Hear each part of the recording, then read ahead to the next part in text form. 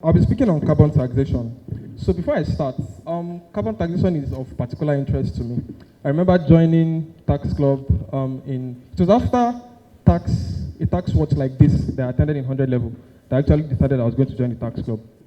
And I'm grateful I made that decision because being a member of the tax club over the past 3 sessions now has been one of the best decisions I've made joining as an undergraduate in University of Ibadan, and I'm not even joking. If I would be rating the students' clubs I've joined on campus, I'll put tax club in, it's going to be up there.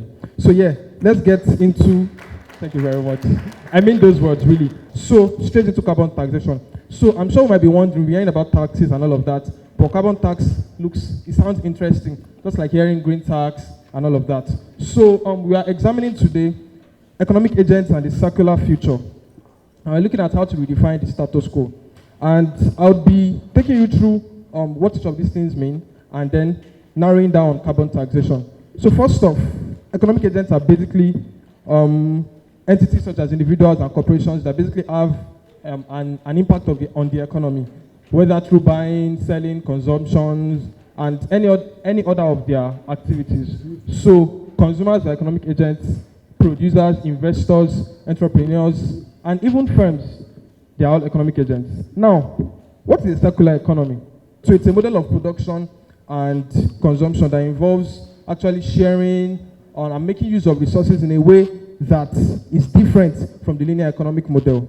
It is using it in a way that materials and products are used for as long as possible. So it can be contrasted with the linear economic model. So the linear economic model is basically take, make, and then waste, basically. So moving on, what is the current status quo? So I'll be giving a couple of statistics, and I want you to carefully follow me before we dovetail into what carbon taxation comes in to play as a role in the circular economy and circular future. So the circularity gap report says that as of 2023, there was about 7.2% of the global economy that was circular. And this 2024, not much has changed. What does that mean? A whopping 92.8% of the global economy still remains linear. That is, we still make use of resources, we take them from raw materials, make use of them, and then it is wasted. Like our recycling culture is basically poor, right? So the circularity gap report is basically a report that is churned out every year by a Dutch think tank, and it just helps you put into perspective what having a circular economy is going to actually have as an impact on global economies around the world. Now, a little backstory. Let's get into carbon taxation now. So in 2021, as part of our energy transition plans, Nigeria enacted the Climate Change Act. And one of these that it does is that Nigeria is committed to actually battling climate change, right? So in 2021, we did that, and we announced plans also to now include a carbon taxation as part of plans to actually combat climate change. Now, how does carbon taxation work? So how it works is that the government sets a particular threshold. It sets a price for each ton of emission, right, by companies that actually flare fossil fuels and all. So in order to address this climate change, countries adopted the Paris Agreement and all of that. So a carbon tax is basically a type of, let's call it a penalty, that is levied on companies that carry out activities that release harmful gases into the air, right? So it is basically, taxation is basically to generate revenue for the government, and yes, we pay taxes. I remember one of the speakers saying something like, it is company returns, annual returns, and all of that. People don't want to pay taxes. But yes, carbon tax is one of those, but let's see this as like a penalty. And the major aim is basically to discourage. So it's not just to generate income for the government, it's to discourage the activities of these companies that carry out activities that are harmful to the environment. Now, so how does carbon tax help to actually ensure a circular economy? Straightforward. It discourages these environmental practices that are harmful. So climate change is basically caused by human activities. It is basically changes in weather and temperature conditions, and humans are the key actors in the climate change problem that we have globally. So carbon taxes help to encourage sustainable consumption and production patterns, and also helps to encourage technological innovation and to create alternative energy sources. So yes, another thing that it does is that it rewards energy consumption, right?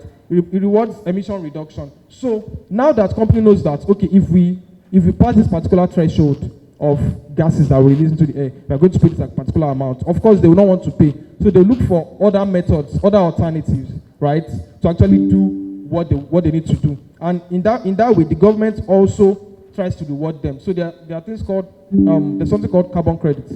So as compliant as you are, you get a certificate that kind of shows that, okay, this particular company, corporation, organization is actually very compliant with the government's efforts at combating climate change. So you can turn this your certificate into carbon credits. And this actually gives you a very good standing before investors internationally and even locally.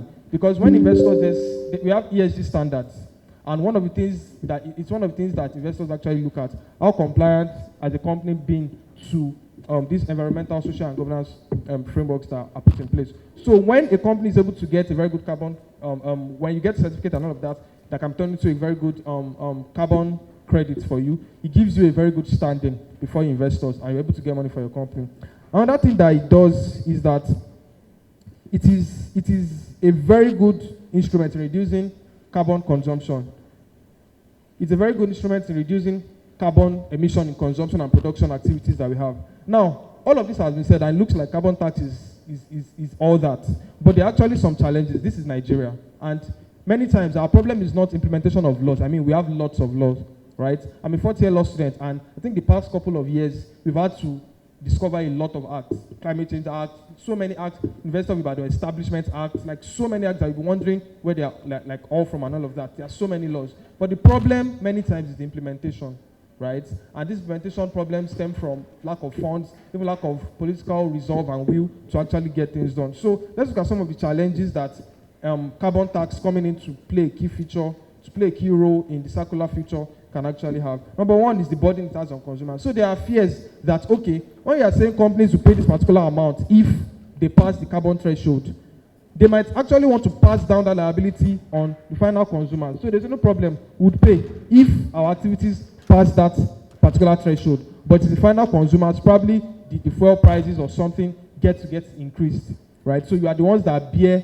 that final liability. They would pay, but they will find a way to actually turn it on the final consumer. So that's one of the challenges that is being faced. Then another one, of course, is an efficient system of implementation, like I mentioned. So said laws are not the problem, implementation really is. And it stems from lack of finances and all of that.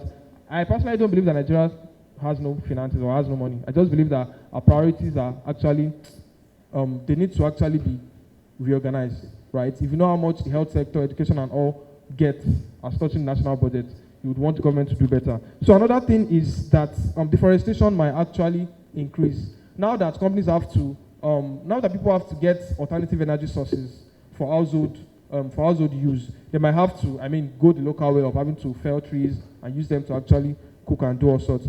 Then another thing that can be of great challenge is the awareness. I personally, before I got to know about carbon taxes or climate action and all of that, I'm learned and all, but I didn't know so much about it, let alone the average market woman down selling in Abuja and all. So we have to have a very good climate awareness for Nigerians, right?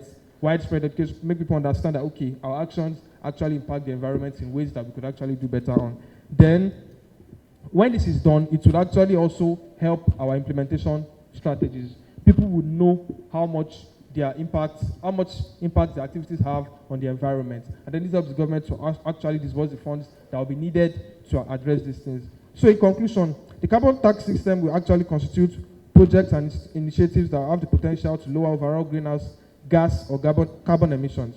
These emission reductions are typically recorded in what is known as emission reduction certificates, and they can be converted, like I said, into carbon credits, and they are subsequently offered for sale to both domestic and international purchases. So, carbon taxes, essentially, from what I've said, are important because they come into the circular economy discussion to actually help combat climate change. And this is one of the key ways where we can transition from a linear economic model to a circular economic model. Thank you very much.